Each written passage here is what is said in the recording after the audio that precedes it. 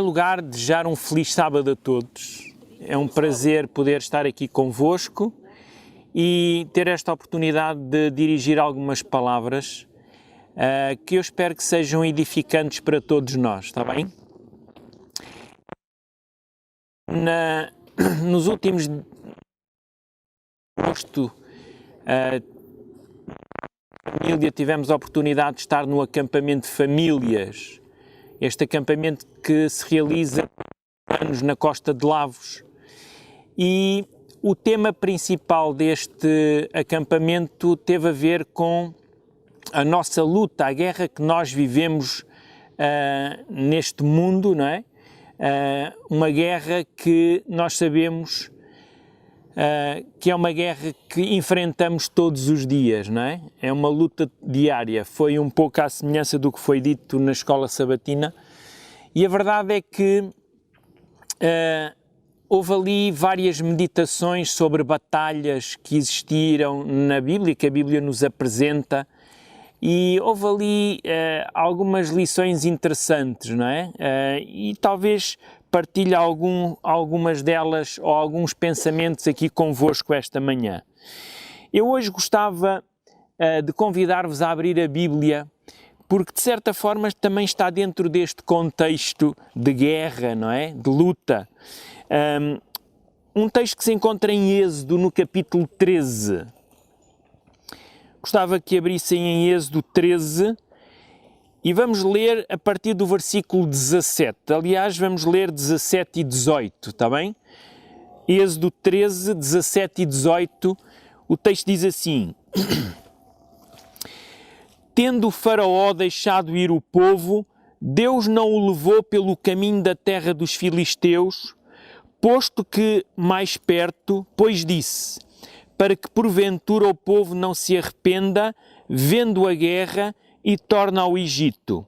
Porém Deus fez o povo rodear pelo caminho do deserto, perto do Mar Vermelho, e, arregimentados, subiram os filhos de Israel do Egito. Então nós temos aqui um texto que daqui a pouco irei comentar um pouco mais, mas gostava de vos dizer que tenho a plena convicção de que a nossa geração será a geração que verá Jesus voltar nas nuvens. Eu tenho essa convicção, sobretudo nas coisas que nós vemos à nossa volta. Não sei se vocês têm a mesma convicção. Sentem o mesmo ou não?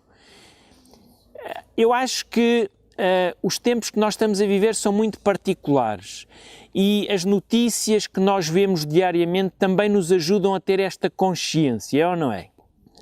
Sabem que nós há cerca de 2 anos, já vai fazer 3 anos, que saímos de uma pandemia, não é?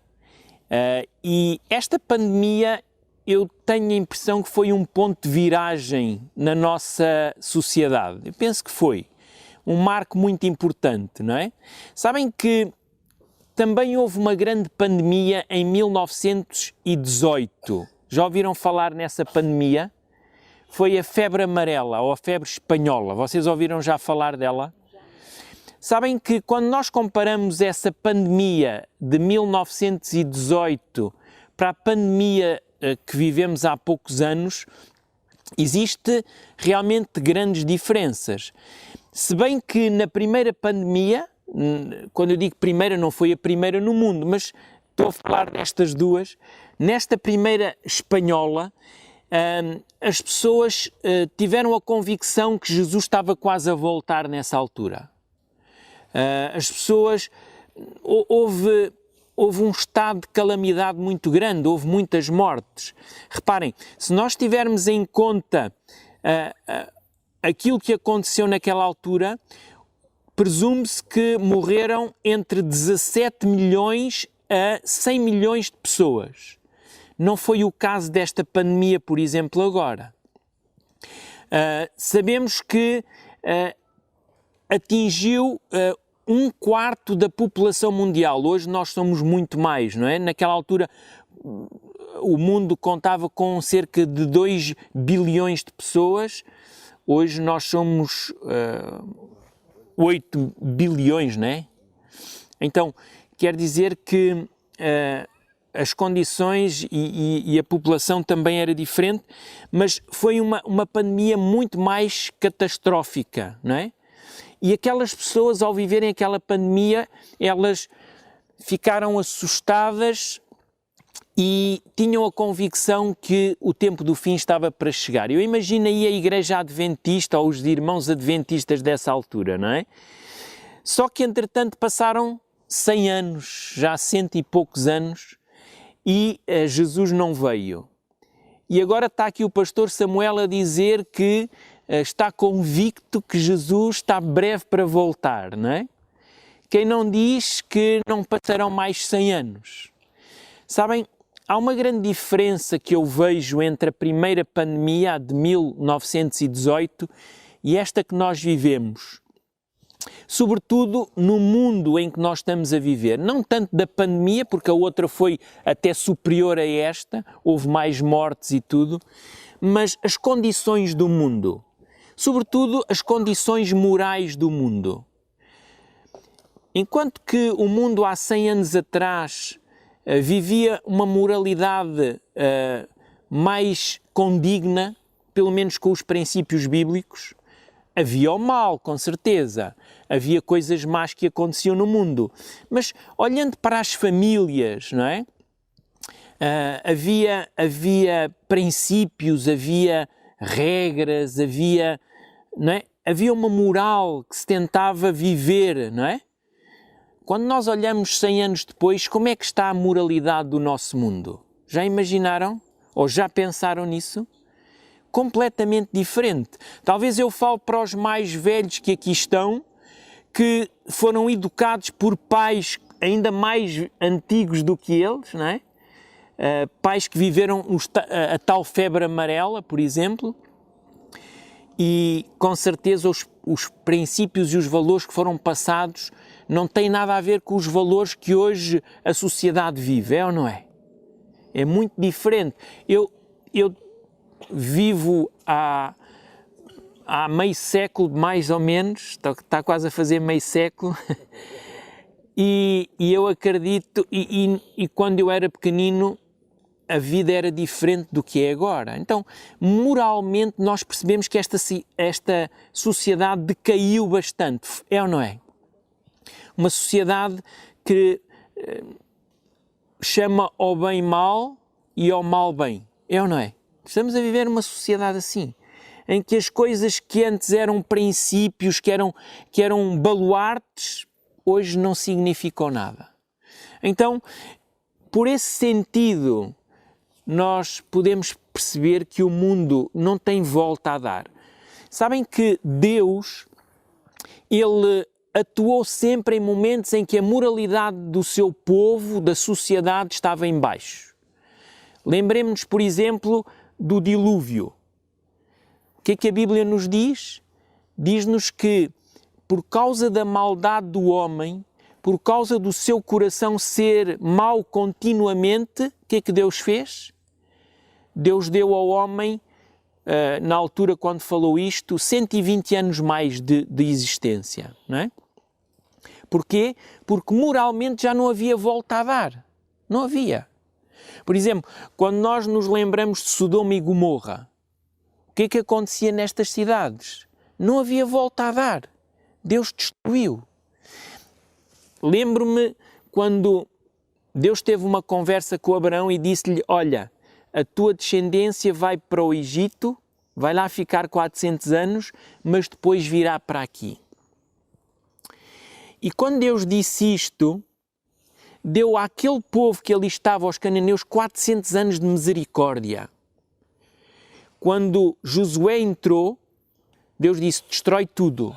Porquê? Porque já não havia volta a dar. A sociedade estava moralmente caída, não havia princípios, não havia temor ao Senhor. As pessoas viviam perversamente. Estão a ver a ideia? Quer dizer o quê? Quer dizer que Deus, quando vê que uma sociedade já não tem mais valores, quando os pais ou os avós já não conseguem passar valores aos filhos e aos netos, não há volta a dar. É por isso que eu então acredito nós estamos a viver nos últimos tempos, nos últimos anos da história desta terra.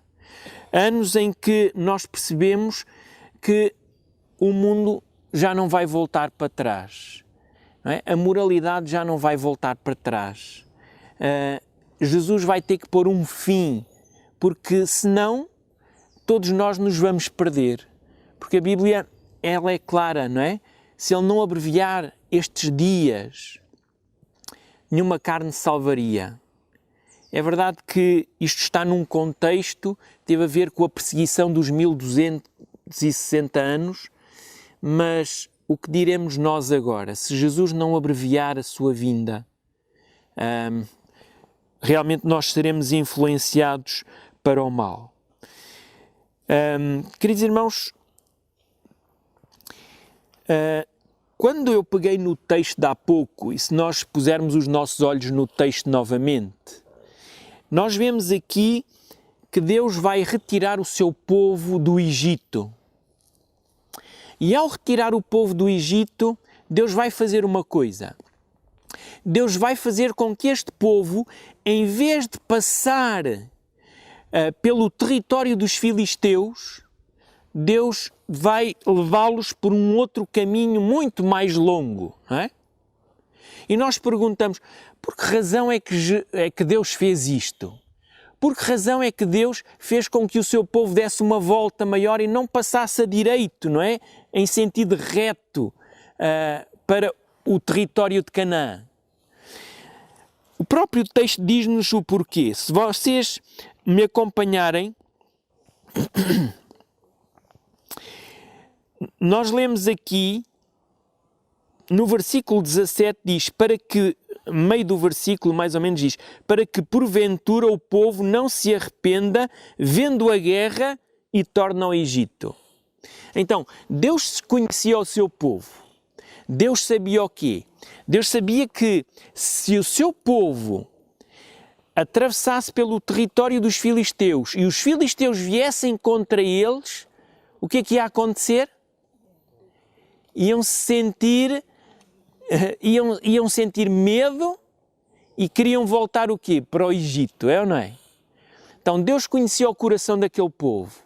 Sabia que aquele povo não estava preparado para enfrentar uma guerra.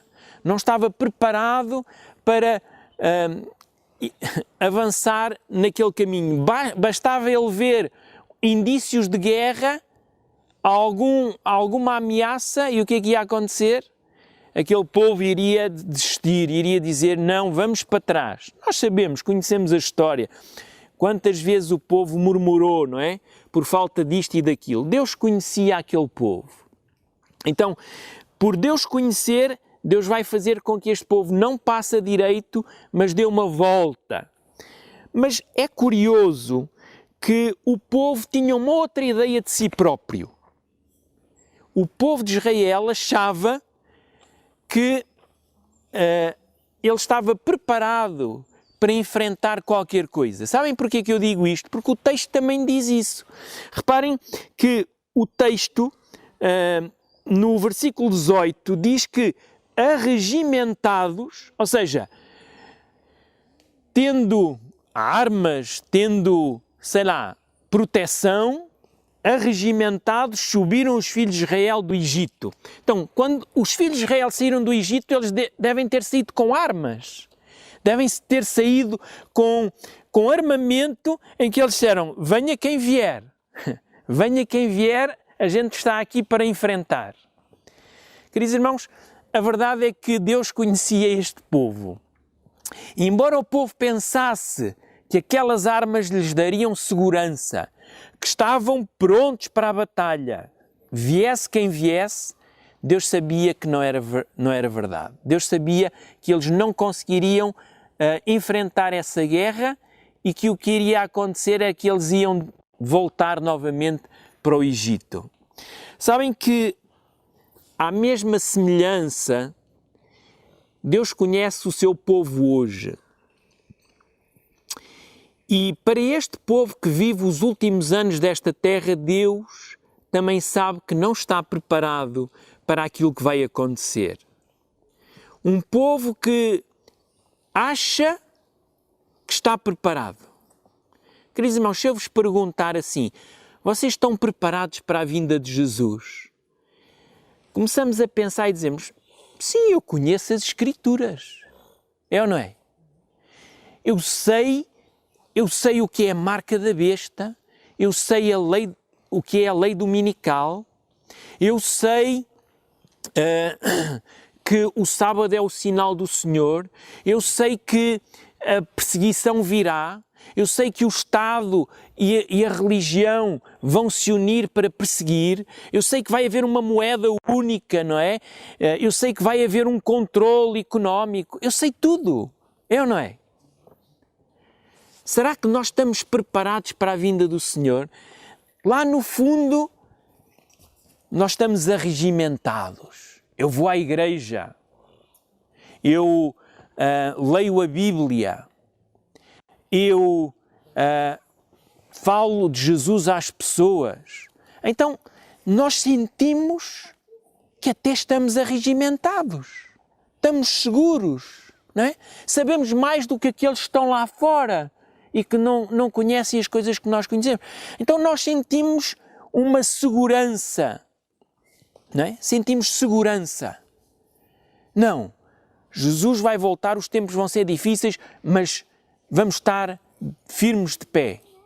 Queridos irmãos, esta é a noção que nós temos de nós próprios.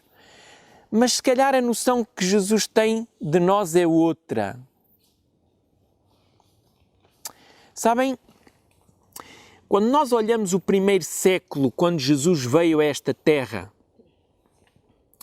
nós olhamos o povo de Israel e vemos um povo arregimentado, um povo intelectualmente e espiritualmente capacitado. Nós tínhamos ali os vários grupos religiosos, não é? Tínhamos os fariseus, os saduceus, os escribas e outros. Nós tínhamos ali, havia noção das coisas. Eles aguardavam o Messias, não é? Eles estavam conscientes que o Messias também estava para vir. Só que o que nós vamos reparar, e quando nós lemos a Bíblia, nós percebemos o quê? Que aquele povo não estava preparado para a vinda de Jesus. Jesus veio e diz o texto bíblico o quê? Veio para os seus e os seus não o receberam. Por ironia, quem vai reconhecer a vinda são alguns do povo, poucos, não é? Nós temos ali Simeão e Ana no templo, temos os pastores de Belém, que de certa forma aguardavam também e se calhar eles mais do que os outros estavam preparados. E depois temos pela ironia uns magos que vêm do Oriente, que ainda vêm dar a notícia ao rei Herodes e aos doutores da lei, não é? E nós perguntamos assim, então mas é preciso os magos para vir dizer ao povo que sabe tudo que Jesus estava para vir? Ou que Jesus tinha chegado? Queridos irmãos, os magos é um alerta para cada um de nós. É um alerta. Às vezes nós pensamos, não, eu sei tudo, estou preparado para a vinda de Jesus. Mas será que os magos não estão a viver a vinda de Jesus mais bem preparados do que nós? Já pensaram nisso? Deixem-me tentar dar-vos alguns exemplos. Quando eu falei da pandemia, não falei por acaso. Eu disse que a pandemia foi um marco, não é? Uma viragem. Sabem que a pandemia para muita gente abriu os olhos. Sabem que houve um setor na sociedade que não caiu com a pandemia. Sabem qual foi? O setor imobiliário. Por incrível que pareça, em 2011, entre 8 e 11, o imobiliário em Portugal caiu bastante, não é? Houve uma demandada dos imigrantes, foram-se embora e isto caiu tudo, não é? Caiu tudo. Mas nesta pandemia o que nós vemos foi que a economia a nível do imobiliário manteve-se e subiu, não é? Muita procura, não é? Nós sabemos, as casas estão a um preço exorbitante e houve pessoas que, quando veio a pandemia, o que é que eles fizeram? Ficaram fechados em casa e disseram assim, mas isto não é vida, não é? Muitos nos apartamentos, não é? Eu fui um deles.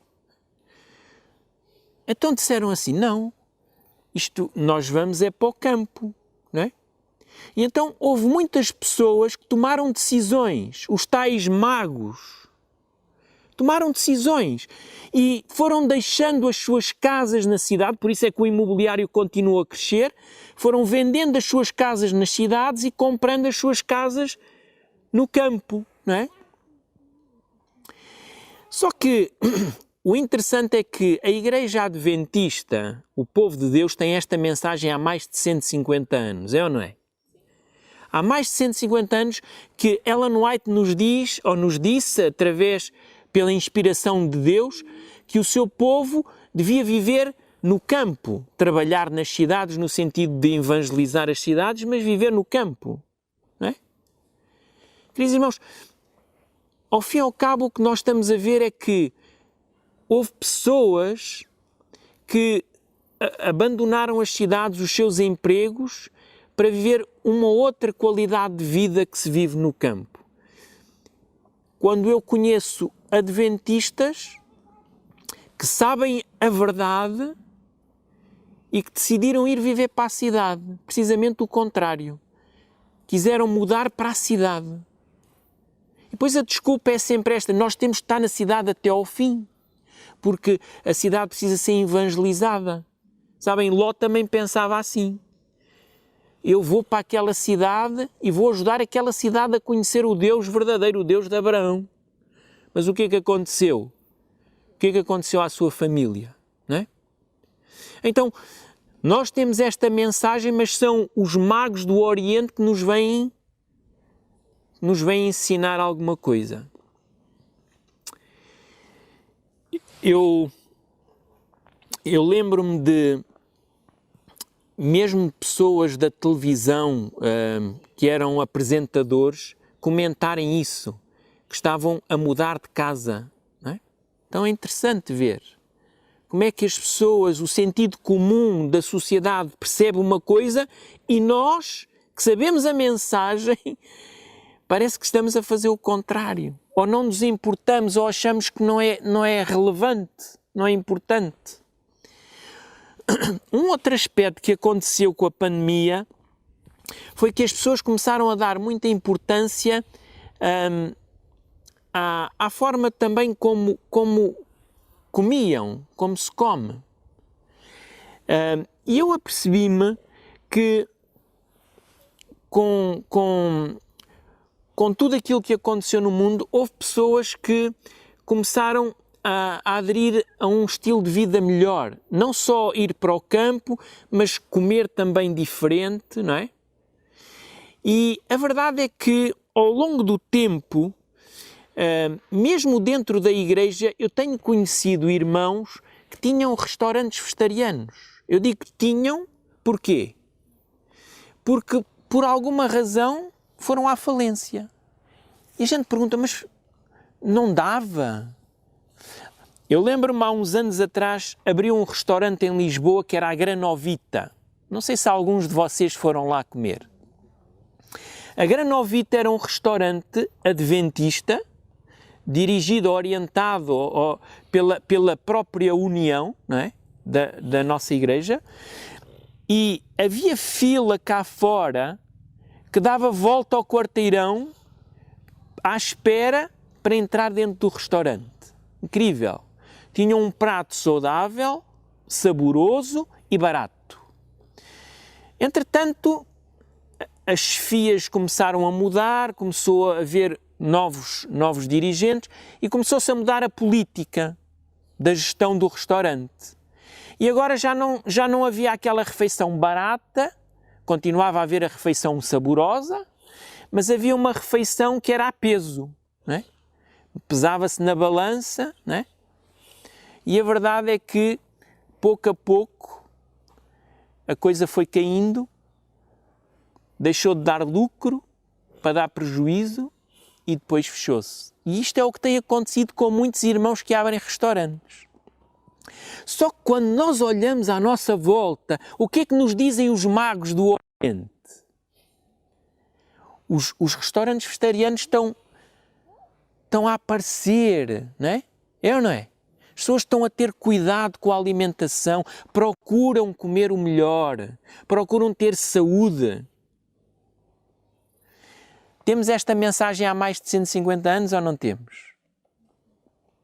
Podíamos estar na vanguarda, podíamos ter as melhores fábricas de alimento, podíamos ter, sei lá, nesta área podíamos estar restaurantes, lojas que vendiam produtos, podíamos estar à frente. Enfim, acabámos por ser ultrapassados pelos magos do Oriente, não é? Os magos agora ensinam-nos a nós como é que é fazer comida vegetariana. E nós com esta mensagem, sabem, às vezes dentro da igreja, e aqui eu quero que compreendam isto, às vezes dentro da igreja vemos quem conhece esta mensagem a denegri-la, ou seja, a mandar a gozar e a brincar com esta mensagem. É triste. É assim, se é uma mensagem que não estamos ainda preparados para receber ou para fazer, não a ignoremos ao ponto de ridicularizar. Ela tem sentido, ela faz sentido nos tempos que nós estamos a viver, onde as carnes estão completamente contaminadas, os legumes também, eu não digo que os legumes não estejam, mas a ideia de Deus é que o seu povo viva acima dos outros, possa ter o seu lugar, a sua horta, ter os seus produtos, comer do mais saudável. Estão a ver? Uma mensagem que tem 150 anos e agora vêm os magos do Oriente nos ensinar. Um outro aspecto na pandemia foi a educação. Temos aqui um ou outro professor que pode perceber isto. Sabem que os pais começaram-se a preocupar muito com a educação. Primeiro, porque na pandemia houve ali um ajustar de muita coisa, não é? Os professores tiveram que se ajustar às aulas à distância, os alunos também. Depois foi muita confusão. E houve pais que se preocupavam com a educação. E houve muitos deles que tiraram os seus filhos da escola para pô-los num outro sistema que pudesse acompanhar os seus filhos de uma forma mais saudável, mais completa. Isto aconteceu com a pandemia. E o que se nota hoje é que as pessoas não estão satisfeitas com o sistema educacional e vão tirando os filhos da escola e vão colocando em opções mais saudáveis, não é? Que tentem trazer algo mais aos seus filhos. Eu lembro-me de um episódio que se passou, não tanto neste aspecto, mas num outro, que teve a ver com a disciplina de cidadania. Eu não sei se os pais todos aqui têm consciência disso ou não, mas na disciplina de cidadania ensina-se aos nossos filhos coisas completamente contrárias àquilo que nós ensinamos na igreja. Completamente. Não é?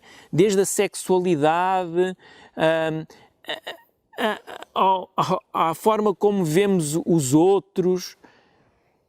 São coisas aberrantes, mesmo esta questão do género, não é?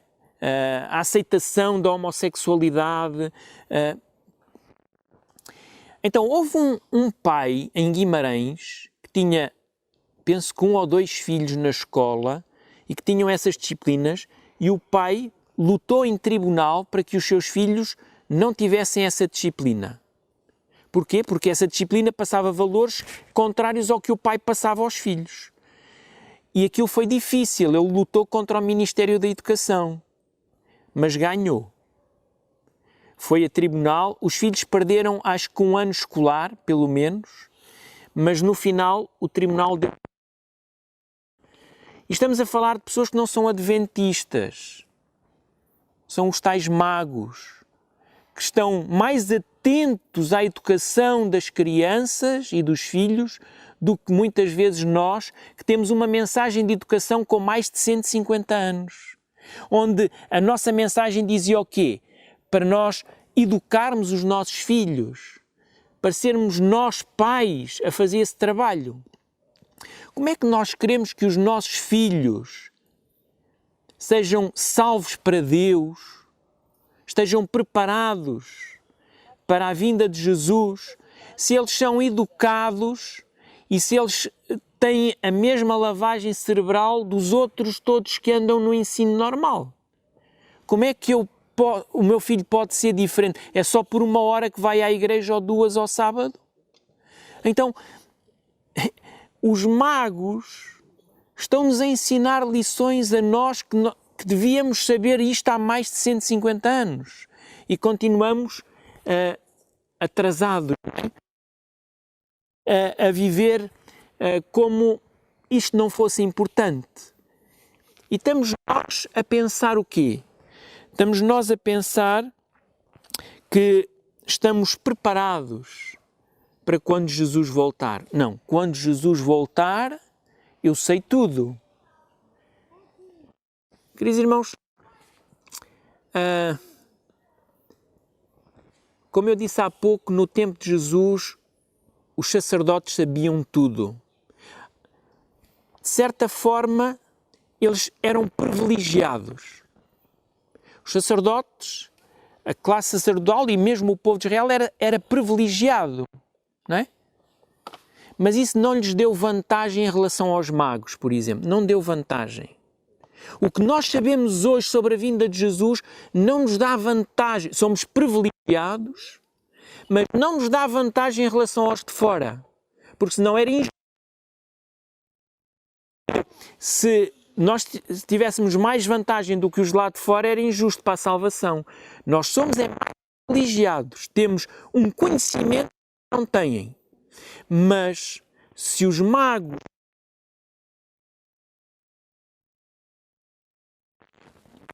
de certa forma o que Deus quer, então o privilégio que nós tínhamos não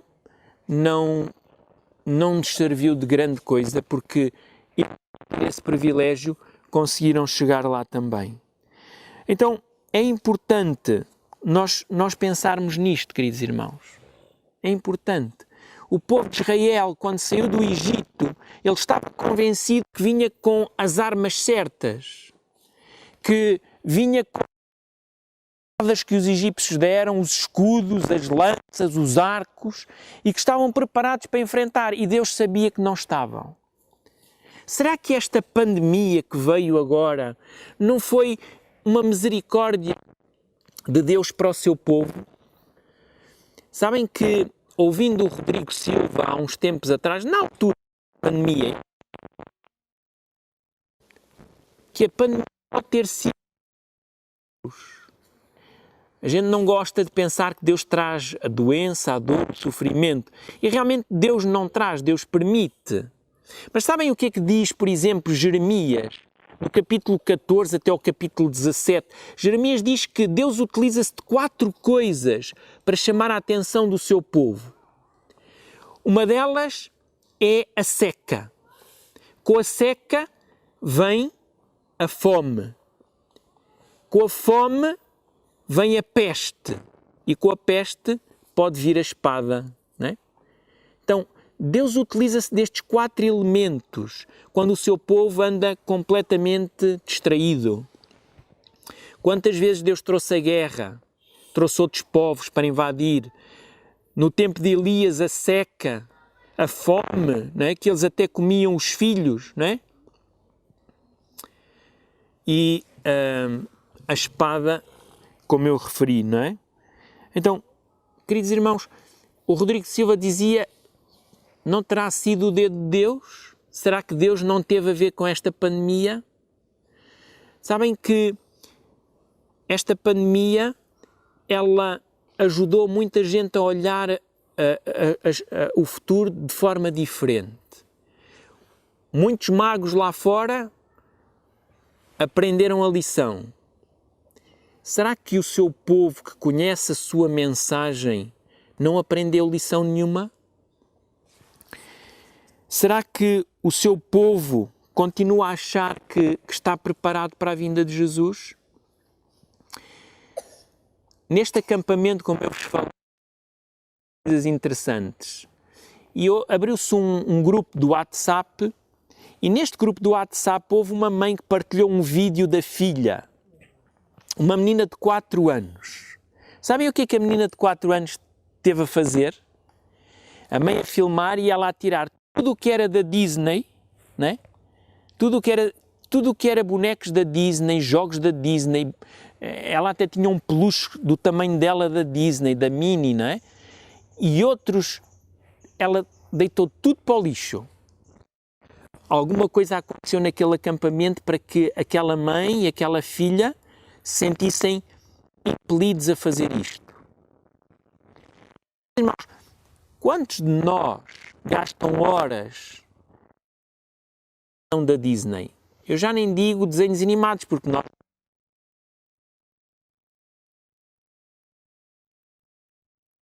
há, com certeza, entre nós irmãos que gastam dinheiro.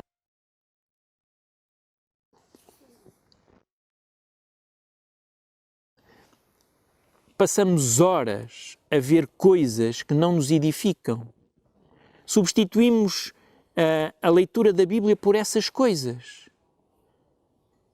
E nós dizemos assim, não, eu estou preparado porque eu sei que Jesus está quase a voltar e eu estou preparado. Quando nós estamos completamente distraídos. Eu não estou a falar a dizer que eu não me incluo, eu incluo-me também. O que é que me anda a distrair? É o telemóvel? É as redes sociais? No acampamento, alguém dizia foi uma das... Ela falava da internet. E ela dizia que, antes de dizer o que ela dizia, eu vou-vos ler aqui um texto que ela apresentou lá, que eu achei muito interessante e que tem a ver com aquilo que nós estamos aqui a falar. Esse texto nós encontramos em 1 de Samuel, capítulo 13. Vamos lá ver o que é que diz. 1 de Samuel, capítulo 13. Estamos na época do rei Saul. O rei Saul era rei em Israel. E assim, a partir do versículo 9.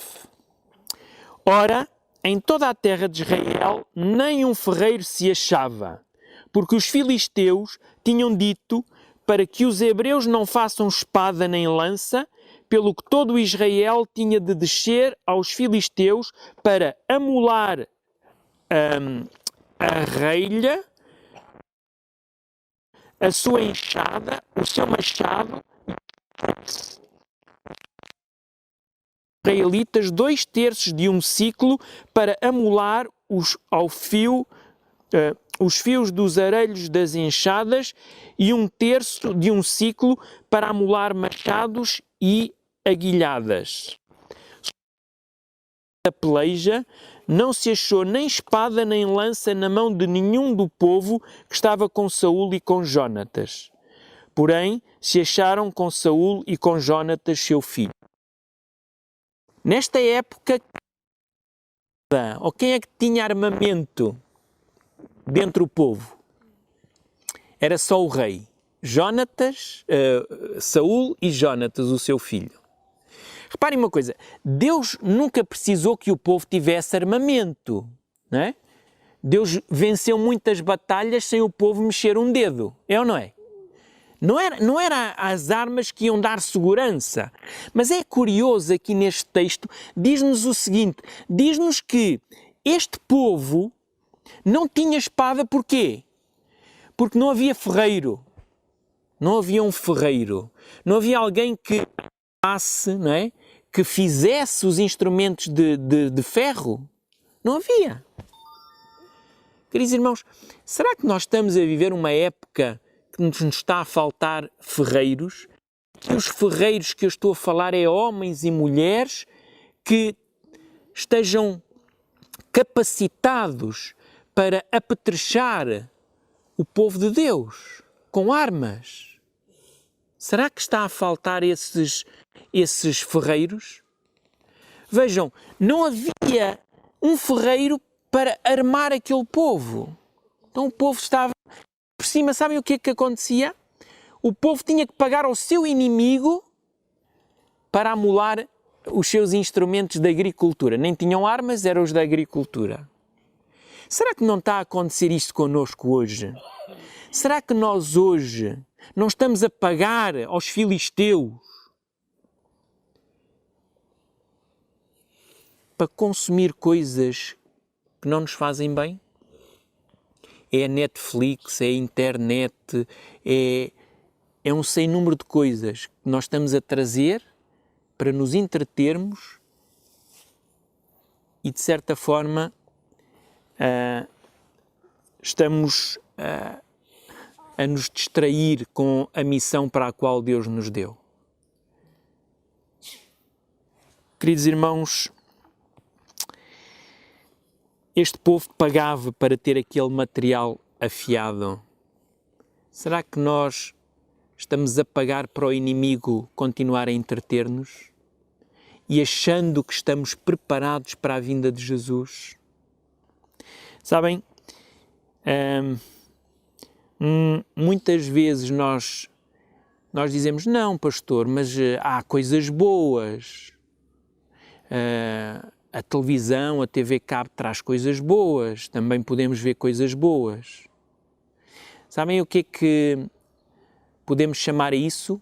Cultura inútil. É uma cultura que não vai servir para nós quando estivermos no céu. Então, é importante pensarmos que cultura inútil nós estamos à procura. Que entretenimento nós estamos à procura. Como é que eu posso estar arregimentado se não estou a preparar-me espiritualmente? Será que Deus não trouxe esta pandemia para eu me preparar? Para me sacudir? E para eu dizer assim, não, há coisas que têm que mudar? Na minha vida, na vida da minha família, houve coisas que mudaram. Com certeza ainda há coisas a mudar. Mas na vossa família também deve acontecer o mesmo. Há coisas que têm que mudar, não pode continuar. Nós temos uma mensagem, nós conhecemos a verdade. Não é o conhecimento da verdade que nos vai salvar, mas ajuda-nos se nós pensarmos realmente que se fizermos a vontade do Senhor, Ele pode nos ajudar. Eu gostava de terminar esta mensagem com um texto do apóstolo Paulo. É um texto que se encontra em 2 de Coríntios, capítulo 10, versículo 3 a 5, que diz assim: porque embora andando na carne, não militamos segundo a carne. Então Paulo está a dizer aqui, nós vivemos neste mundo, não há como fugir dele. Ou seja, as nossas armas não são carnais. As nossas armas não são carnais. E depois ele diz assim, porque as armas da nossa milícia não são carnais, e sim poderosas em Deus para destruir as fortalezas, anulando nós os sofismas e toda a altivez que se levanta contra o conhecimento de Deus e levando cativo todo o pensamento e obediência de Cristo. Este texto é extraordinário para terminarmos esta mensagem. O apóstolo Paulo diz que as nossas armas não são carnais. Queridos irmãos, se nós lermos versículo 12, fala-nos lá na armadura do cristão. É ou não é? E lá diz-nos quais são as armas que nós podemos usar. Nós estamos num grande conflito e muitas vezes neste conflito nós estamos a dar vantagem ao inimigo. Nós não estamos a lutar contra a carne e o sangue, nós estamos a lutar contra Satanás. E para lutar contra Satanás, nós temos que conhecer o adversário. Muitas vezes nós não estamos a querer conhecer o adversário. Nós estamos a ver o que o adversário nos quer para nos entreter.